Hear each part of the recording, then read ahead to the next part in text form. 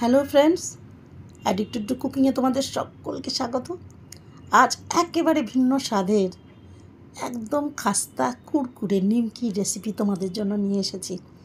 আর এই বর্ষার সময় এটা খেতে দারুণ লাগে। আমারই এক স্টুডেন্টের অনুরোধেই আমি কিন্তু এই রেসিপিটা আজ তোমাদের জন্য নিয়ে এলাম। তো দেখো কি লাগছে। দেখো, এর জন্য আমি নিয়েছি 1 কাপ মতো আটা আর 2 কাপ নিয়েছি আমি এখানে ময়দা। আটা ময়দা মিশিয়ে করেছি, তোমরা চাইলে যে কোনো একটা দিয়ে করতে পারো এটা। তো সেটা মোটামুটি 300 থেকে 350 গ্রাম মতো হবে। সেই সঙ্গে দিয়ে দিলাম হাফ টিস্পুন মতো সল্ট, আর তার সঙ্গে 1 টিস্পুন মতো জোয়ান। জোয়ান কিন্তু আমাদের হজমে সাহায্য করে। যে কোনো আমরা গজা বা লুচি বা পুরি, যে কোনো ভাজা টাইপের রেসিপিতে আমরা কিন্তু জোয়ানটা ব্যবহার করে থাকি। এটা আমাদের হজমেও সাহায্য করে। তো তারপর আমি দিয়েছি 3 to 4 টিস্পুন মতো চিনি ব্যবহার করেছি আমি এখানে। একটু হালকা মিষ্টি, তোমরা চাইলে এটা কমও ব্যবহার করতে পারো। সেই সঙ্গে আমি এখানে হাফ টিস্পুন মতো ব্যবহার করেছি বেকিং সোডা, আর তার সঙ্গে আমি দিয়েছি সিনামন পাউডার অর্থাৎ দারচিনি পাউডার 1 টিস্পুন। দারচিনি ফ্লেভার কিন্তু এতে দারুণ লাগবে খেতে। সেই সঙ্গে ভর্তি করে 1 টিস্পুন আমি দিলাম ঘি। পরে আমি আরও একটু ঘি যদি লাগে আমি কিন্তু ব্যবহার করব। তোমরা তোমাদের পছন্দ মতো ঘি একটু দিয়ে নেবে। এটা দিয়ে আমি বেশ ভালো করে এই আটা ময়দার মিশ্রণকে সুন্দর করে মাখিয়ে নেব। ঠিক যেমনভাবে আমরা লুচি পরোটা করি সেইভাবে সুন্দর করে সবগুলো উপকরণ একসাথে ভালো করে মেখে নেব। এইবার এর ভিতরে আমি দিয়েছি সুন্দর একটা ফ্লেভারের জন্য আমি কিন্তু এখানে ভ্যানিলা এসেন্সটা ব্যবহার করেছি। এটা মনে করলে তোমরা নাও ব্যবহার করতে পারো। এরপর যেটা মেন উপকরণ আমার, সেটা হচ্ছে একটা বড় নারকেলের হাফ অংশ আমি এখানে মিক্সিতে ভালো করে গ্রেট করে নিয়ে এতে দিয়ে দিয়েছি। চাইলে এটা হাত দিয়েও গ্রেট করে দেওয়া যায়, কিন্তু আমার সেটা সময় ছিল না, তাই আমি তোমাদেরকে এটা মিক্সিতে করে দেখিয়ে দিলাম। তবে হাতে করলে এটা কিন্তু আরও বেশি ভালো হয়।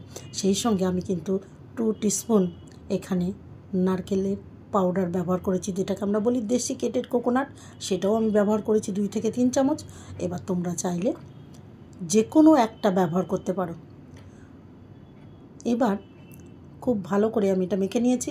আমার পাত্রটা একটু ছোট হয়েছিল, তাই আমি এখানে একটা বড় পাত্র নিয়েছি সুন্দর করে মাখার জন্য। এবার নর্মাল টেম্পারেচারে জল দিয়ে এটাকে আমি সুন্দর করে মেখে নেব। এটা খুব শক্তও না, আবার খুব বেশি যে নরম হবে তাও কিন্তু না। নিমকির জন্য আমার ঠিক যেরকমটা প্রয়োজন আমি সেইভাবে এটাকে মেখে নেওয়ার চেষ্টা করেছি। এটাকে আমি হাফ করে নিয়েছি। এরপর এটাকে আমি সুন্দর করে বেলে নেব। দেখো, খুব বেশি পাতলা কিন্তু করা যাবে না। একটু মোটামুটি নিমকির জন্য যেমন থিকনেস প্রয়োজন ঠিক সেই রকমই কিন্তু আমি এটা করে নিয়েছি। আশা করি দেখে তোমরা এটা বুঝতে পারছো। চারপাশ থেকে কিছুটা কেটে বাদ দিয়ে এটাকে একটা চৌকো শেপ দেওয়ার চেষ্টা করেছি। তারপর এদিকে কড়াইটা বসিয়ে দিয়েছি। কড়াই গরম হতেই আমি এখানে বেশ কিছুটা তেল দিয়েছি। তেলটাও তোমাদের প্রয়োজন মতো তোমরা দিয়ে নেবে, কেউ বেশি বা কেউ কম, যা ইচ্ছা সেইভাবে কিন্তু এটা করা যায়। এবার আমি এগুলোকে লম্বালম্বি প্রথমে কেটে নিমকির শেপ দেওয়ার চেষ্টা করেছি। উপর থেকে হালকা একটু আটা ছড়িয়ে দিয়েছি আমি, যাতে একটার সঙ্গে একটা লেগে না যায়। এইবার এগুলোকে আমি ছোট ছোট করে কেটে নেব। চাইলে একটু বড় করেও কিন্তু এটা কাটা যায়। সুন্দর করে এগুলো কেটে নিয়েছি আমি। কেটে নিয়ে এইগুলোকে এবার তেলটাকে একটু গরম হলেই এর মধ্যে আমি কিন্তু সবগুলো নিমকি দিয়ে দিয়েছি। এটা ভাজতে হবে কিন্তু মিডিয়াম হাই হিট। তেলটাকে যদি খুব বেশি গরম করে নিমকিগুলো দিই তাহলে কিন্তু নিমকিগুলো ভিতর থেকে কাঁচা থেকে যাবে, আর তার সঙ্গে উপরটা একদম কালচে ভাব আসবে।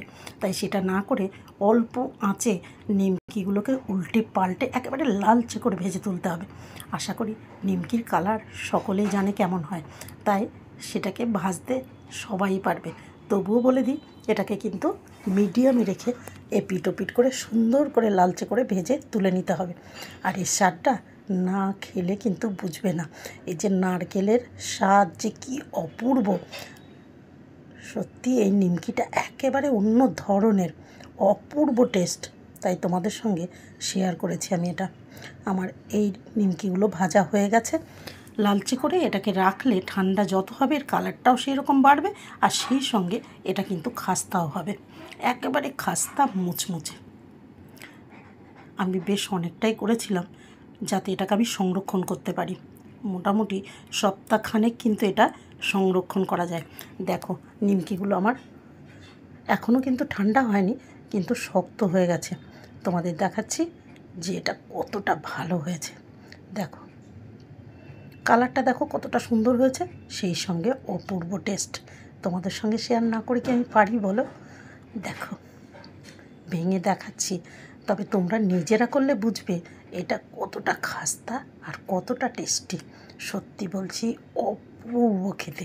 এটাকে যেহেতু চায়ের সঙ্গে খেতে বেশি ভালো লাগে, তাই সপ্তাহখানেক সংরক্ষণ করলে তো খুবই ভালো। দেখো আজকে যে নিমকি রেসিপি তোমাদের দিলাম, কেমন লাগলো তোমাদের? অবশ্যই কমেন্ট করে জানিও আমাকে। সেই সঙ্গে সকলে খুব খুব ভালো থেকো, আর পারলে আবারও নতুন কোনো রেসিপি নিয়ে চলে আসবো তোমাদের কাছে। টাটা সকলকে।